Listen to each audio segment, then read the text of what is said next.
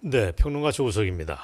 지금 다음 달 공영방송 이사진 개편을 앞두고 정치권이 온통 난립니다. 8월 달에 KBS, MBC, EBS 등 공영방송에 대한 이사진 개편이 지금 진행 중에 있습니다. 정치권이 난리인 배경의 핵심에는 좌빨의 숙주이자 해방구 방송으로 불리는 MBC를 계속 민주당 편으로 남게 하려고 하는 음모가 있습니다. 윤석열 정부가 원하는 건 그게 아닙니다. 말도 안 되는 방송 장악 이런 게 아니고 이 나라 공영방송을 정상화하겠다는 노력이라는 건 두말할 필요가 없습니다. 이런 가운데 그 MBC를 차라리 민영화해서 말썽의 씨앗을 근본적으로 제거해야 된다고 하는 의견이 요즘 급부상하고 있다는 방송이 오늘 내용입니다. 이미 공영방송을 민영화해서 성공을 거둔 사례도 있습니다. 올해 3월부터 유진그룹이라고 하는 중견기업이 3천억 이상의 돈을 투자를 해서 YTN을 인수했습니다. 그래서 좌빨 방송에서 구출을 했던 좌파 탈출에 성공했던 YTN의 사례가 있습니다.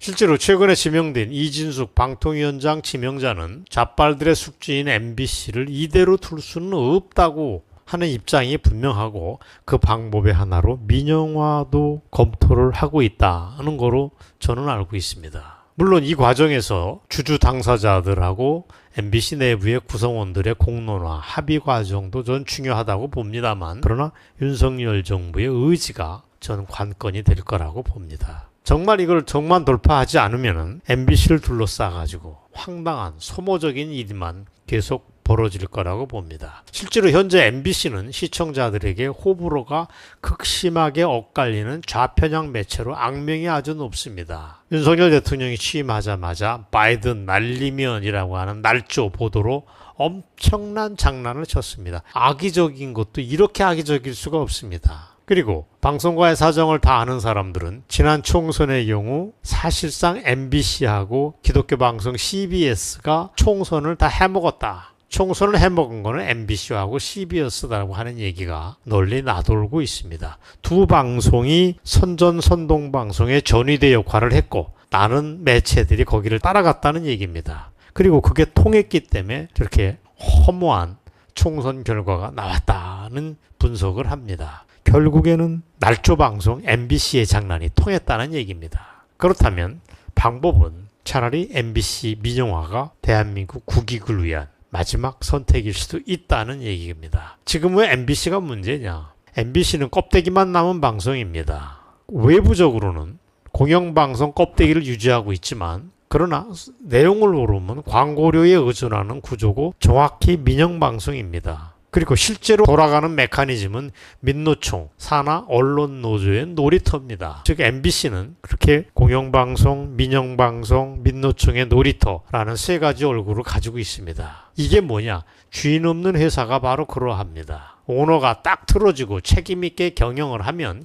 이런 일이 벌어지지 않습니다. 그런 게 안 되는 회사는 경영이 부실화되는 건 물론이군요. 이내 좌빨 언론으로 타락을 합니다. 전락을 합니다. 거의 백발백중입니다. 관리가 안 된다는 허점을 노리고 내부의 노조가 기승을 부리게 되고 결국 민노총 언론노조가 그 회사를 잡아먹는 그런 구조입니다. 그리고 기자들은 대부분 헛똑똑이들이라는 걸 여러분이 잘 아실 겁니다. 제가 기자 출신 아닙니까? 그 기자는 권력을 견제해야 된다라고 하는 명분 아래 주사파와 민노총에 복무를 합니다. 결과적으로 대한민국 파괴에 몰두하는 꼴을 합니다. 기자 활동을 할 때는 그게 잘 눈에 안 들어옵니다. 언론사를 나와서 멀리 보면 그게 눈에 그냥 쫙 들어옵니다. 이해하셨습니까? 지금의 MBC, 예전에 민영화 이전에 YTN만 그런 게 아닙니다. 지난해 정상화가 되기 전에 KBS도 꼭 그렇게 말도 안 되는 선전선동 방송이었습니다. 그리고 지금 연합뉴스도 그 비슷합니다. 정부의 공적 지원금을 받는 국가기관 통신사에서 그런 일이 벌어집니다. 모두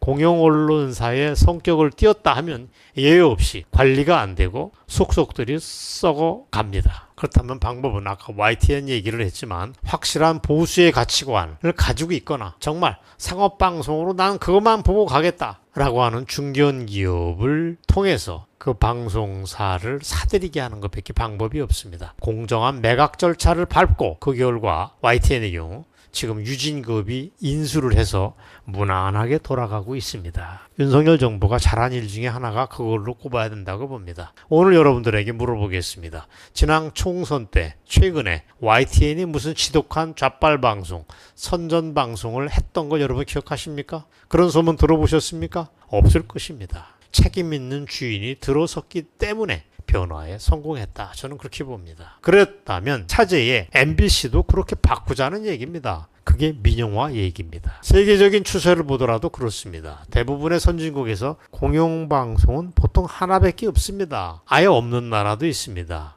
우리나라는 공영방송의 숫자가 너무 많습니다. KBS 외에도 어쨌든 MBC, EBS 등등이 불필요한 공영방송으로 분류가 됩니다. 따라서 MBC 민영화의 구체적인 방법은 정부만 열심히 하면 된다. 그러면 정말 방송계의 만악의 근본을 우리가 날려버릴 수 있다는 말씀을 드립니다. 아니면 이번에 정상적인 MBC 박문진 이사회가 구성이 되면 거기에서 제대로 된 자율적인 결정을 내리도록 하는 것도 방법이라고 봅니다. 이진숙 방통위원장 후보자는 부임하는 즉시 새 이사진과 그런 걸 상의하는 것도 어떨까 하는 생각도 듭니다. 아까 YTN 얘기를 했지만 회사를 사들이는 데는 유진그룹이 3천억 원을 쓴 거로 알고 있습니다. 그렇다면 MBC를 민영화할 때 그 회사는 얼마를 투자해야 될까? 제가 혼자 그런 주판화를 튕겨봤습니다. YTN의 2배 이상은 되지 않을까? 6천 그 이상 1조에 가까운 돈이 들어가지 않을까 싶습니다. 저는 대한민국에서 이 정도를 인수할 만한 중견기업이라고 하는 건 중소기업보다는 훨씬 크고 대기업보다는 작은데 이런 기업이 대한민국에는 수백 개가 있습니다. 괜찮습니다. 그리고 요즘 파산 직전에 오노 홍석현이 가지고 있는 JTBC도 지금 빚만 3,100억 원 규모입니다. 이자 갚기 허덕허덕하고 자본 잠식 상황에 들어갔습니다. 그렇다면 YTN도 자유파 마인드를 가진 정상적인 기업이 인수를 하는 게 어떠냐 하는 얘기를 제가 저번에 드렸습니다. 이번에 MBC도 똑같이 민영화 절차를 밟는 게 좋다. MBC, JTBC를 정상화, 민영화하는 게 민영화 아니면 정상적인 타 기업에 매각시키는 방법을 저는 연구해 봐야 되겠다 하는 말씀을 여러분들에게 드렸습니다. 오늘 방송 여기까지입니다. 감사합니다.